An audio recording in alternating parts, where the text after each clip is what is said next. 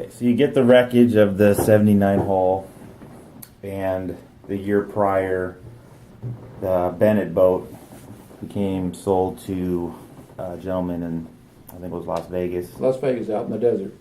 And then Yeah. it becomes available to you. You decide the 79 surface boat is deemed a total loss. You salvage what you can, and you decide to buy the other boat. Talk about how you obtained it and any changes you Well, made. the boat was owned by a guy in Vegas that just kind of bought it and wanted to play with it and ran it a little himself. He minted coins, all the coins for the machine in those days. Before they computerized everything, he minted all the coins for all the casinos. So he had it, and it was buried out in underground. It was underground, and it was big operation down there making coins, but it was very well protected and hidden away. And the boat was there. So I called up Bill Bennett, and I said, Bill, you know the guy that bought it. Do you think he'd be interested in selling it? He says, well, if he isn't, he will. So I go, oh, okay. He says, I'll call him up and I'll get the boat for you. So he called me back about an hour later and he said, you got the boat. Gave me a price. That's fine. And I said, he said, I've got it for you already. And I said, well, I'll send you the money. He said, you send me the money when it's ready. I trust you in this boat. And he was a gentleman, and I was a gentleman, and so we paid him when we got it. Brought it back. The guys went down there. Zubich and a bunch of them, they go out in the desert area, and all at once, I don't know how it was, but something opened up, and they brought the boat out. They didn't get to go in, I don't think, but and then they hauled it off. They had their truck, and off we go. So you get the boat ready for the final race, which is Acapulco. Yep. You decide to put your old wings back on, the cathedral wings, and it's the last time the boat ever runs in that configuration. And you go down there, and then the tragedy strikes. You talk about that at all? Well, it was agreed to everybody that we were going to go down there, and it would be a gentleman's race, and there was no reason to go there and kill somebody or crash or do anything of that sort. Dave Herensberger had his motorhome, and he brought the whole gang down. They came down, they got the border, and I believe somebody paid, they all had cash. I think it was about $250,000 per boat that went. I could be wrong on the figure, but it was cash. And it was being put on by some governors, and a governor out of Acapulco down there. And so it was a big lavish party for government officials and everybody else. They get out of, I don't know how many miles, maybe 50 miles into Mexico, and they get held up. These guys want their money. And I always got a kick out of Dave. Dave, nobody screws around with Dave. So somehow, they all turned around and went back to the border. And when they got to the border, there was a lady there that was making a phone call, and Dave was making a phone call too. And anyway, her husband was an ambassador in Mexico, somewhere, some way, somehow. And next thing I know, about an hour later, there was a military force of jeeps and people with machine guns and regular guns that were there. The governor of Acapulco, or when that race was held, he was going to have his race. And there was many, many guards and et cetera that guarded it all the way down and got it there. So I was going to fly in, and I flew in, and the commissioner said, well, you'll have transportation to the pits.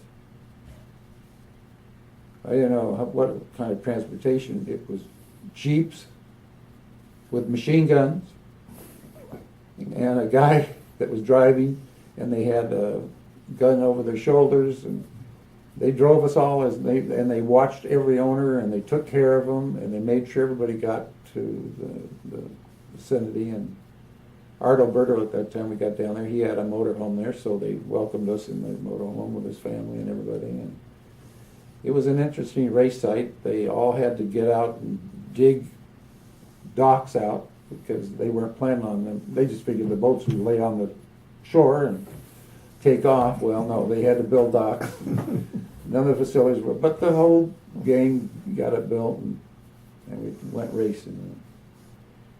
It was a race of, I think Walters was driving the brand new Pan Pack, and it got in trouble. It was a turbine, and there were other incidences, but anyway, the final heat, Chip and I were sitting, and he usually could just sit and not be involved with the crew much, and maybe sitting up in the trailer, but we were out sitting out on the back of by the trailer there, and Bill Muncie came up. And Bill had been in a different kind of mood all week. It was just carefree and buddy with everybody, and he came up and shook hands with me, and I almost got a shock. I thought it was strange. I looked at him, and I've seen people before, and I looked through his eyes.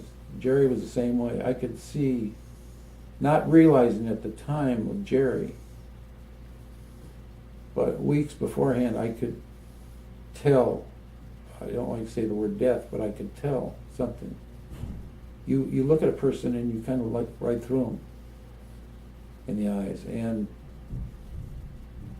so I never said anything to Chip about it, and so he went out and he shook hands with Chip and left. And I said, Chip said something, I think, to me.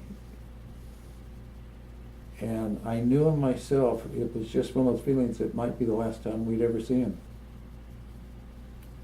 He went down to the boat. Boat was perfectly ready. He said, take the dam off the boat. And the dam would hold him to the water along. He said, take it off. He came down, and Seafair that year with one of the most fantastic starts. He came out, and then he went back in on the guys and took the front and went. And he did the same start in Mexico. It was fabulous. And he's got way ahead of everybody.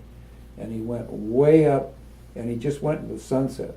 At that time it was going west, and the sun was right at the time of day where it was right in your face, and he just gunned it all away. And then Bernie and I were standing on the dock, and I saw the boat go up, and I said to Bernie, that's not a good flight. That's not a good turnaround. That boat came down. I said, that boat's going to come right down on him.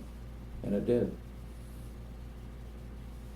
Meantime, Chip was driving right behind him, and Chip hit part of his boat.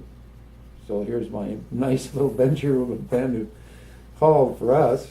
And Miller Irwin was driving Madison, and he came down there, and he hit some of it too. Luckily, nobody hit Bill, but nobody could see it because you're going in the sunset, and you just couldn't see all that. And it was, and of course they went after him, and then they brought him in, Bill in, and it was pretty evident what had happened. But then I started thinking back what I had visualized and seen of Bill, and same for Chip. We talked about it later. And that was about the end of the race, right there, of the World Cup. Did the sport change after that immediately, or was it a gradual change? The perception I think of everybody was just, it was an off-season race anyway, and I think everybody was just shocked. And then there was a lot of shuffling,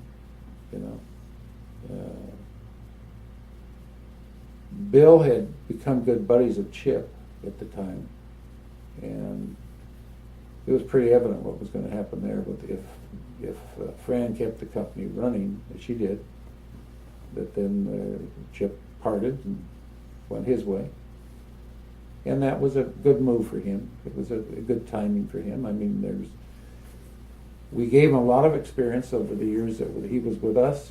He was great with the company, and it was a kind of a lump in your throat when it happens, but it was for his career.